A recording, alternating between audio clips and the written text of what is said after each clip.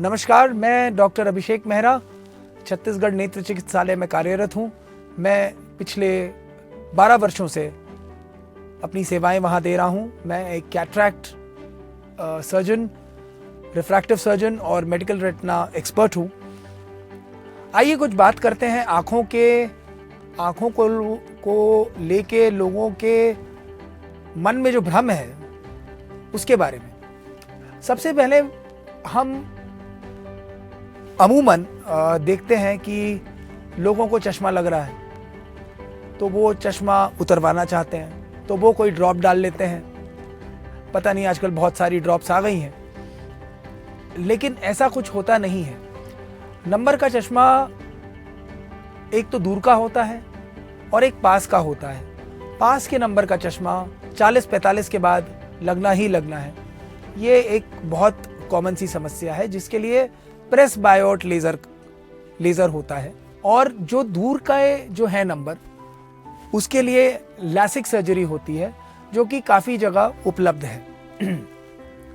तो laser surgery भी करने में ये है कि आप जब तक आप 22-23 साल के ना हो जाएं, या फिर जब तक 6 महीने तक आपका नंबर स्टेबल, 3 से 6 महीने तक आपका नंबर स्टेबल ना रहे, तब तक आपको लेज़र सर्जरी नहीं करानी चाहिए।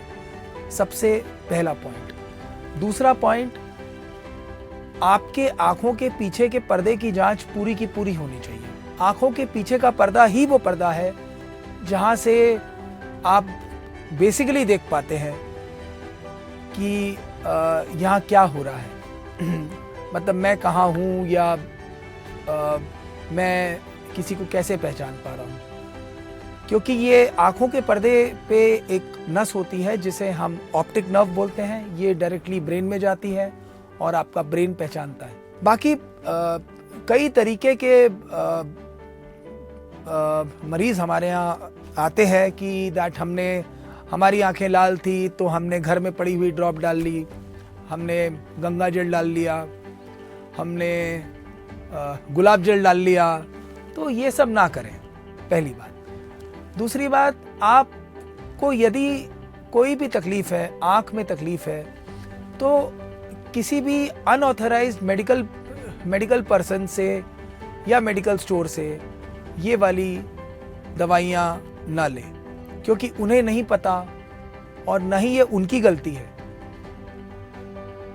कि आपको कौन सी देनी है, आपको कौन सी दवाई सूट करेगी, क्योंकि ये बेसिकली एक आँख का डॉक्टर ही बता पाएगा। तीसरी चीज़ मैंने देखा है, लोग नंबर का चश्मा निकालने के लिए आजकल बहुत सारे बड़े फैंसी से स्टोर्स खुल गए हैं। अब मैं नाम तो नहीं लेना चाहूँगा,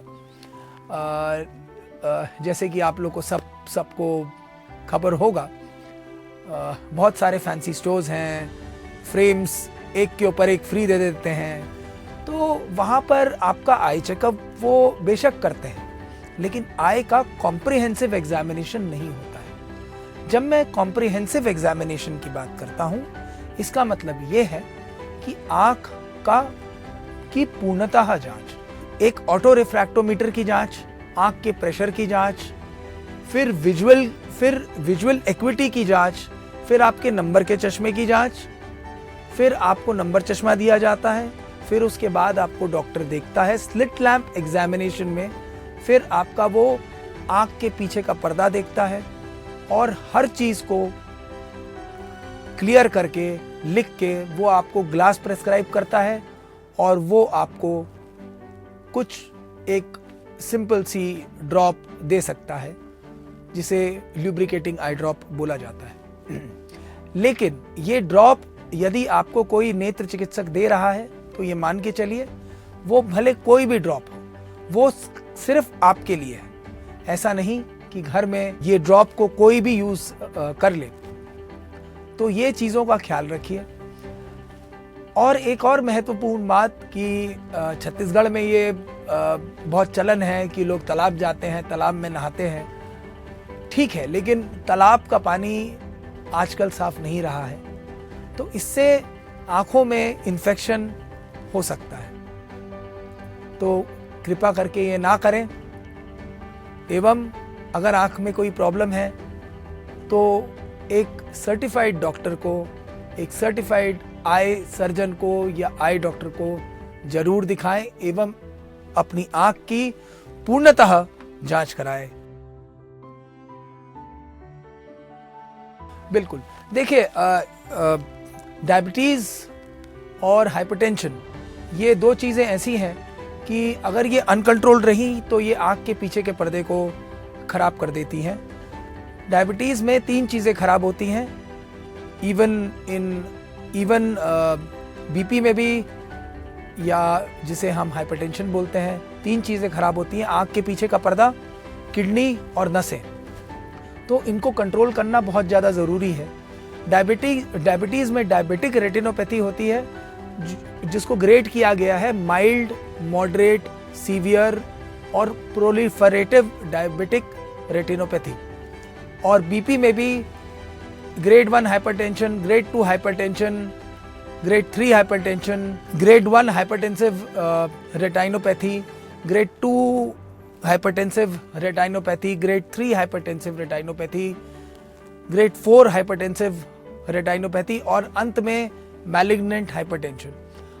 यदि मैलिग्नेंट हाइपरटेंशन हो गया तो इसमें आँखों के जो नस के बारे में आपको मैंने बताया, जिसको हम ऑप्टिक नर्व बोलते हैं, उसमें सूजन आ जाती है। आँखों के पर्दे में हर जगह हैमरेजेस, खून के थक्के जमा हो जाते हैं। तो ये सब का ख्याल रखिए। डायबिटीज़ और बीपी का प्रिवेंशन आपके आँख को बचा सकता है। आँख आना नॉर्मल एक लेमन लैंग्वेज में बोला गया है, लेकिन आँख आना मतलब कि कंजंक्टिवाइटिस होता है। अच्छा, जब कंजंक्टिवाइटिस होता है तो कंजंक्टिवाइटिस 3 प्रकार का हो सकता है। एक होता है बैक्टीरियल, एक होता है फंगल, तीसरा होता है वायरल। अब ये तीनों में डिफरेंशिएट करना आपको किसी नेत्र चिकित्सक के पास ही जाना पड़ेगा। बैक्टीरियल कंजंक्टिवाइटिस ठीक हो जाता है। फंगल कंजंक्टिवाइटिस भी काफ़ी हद तक थोड़ा समय लेकर ठीक हो जाता है। वायरल कंजंक्टिवाइटिस में, जो कि आजकल फैला हुआ है, थोड़ा सा समय लगता है और वो सामने के पर्दे को अफेक्ट भी कर सकता है। तो इस चीज़ का ख्याल रखें।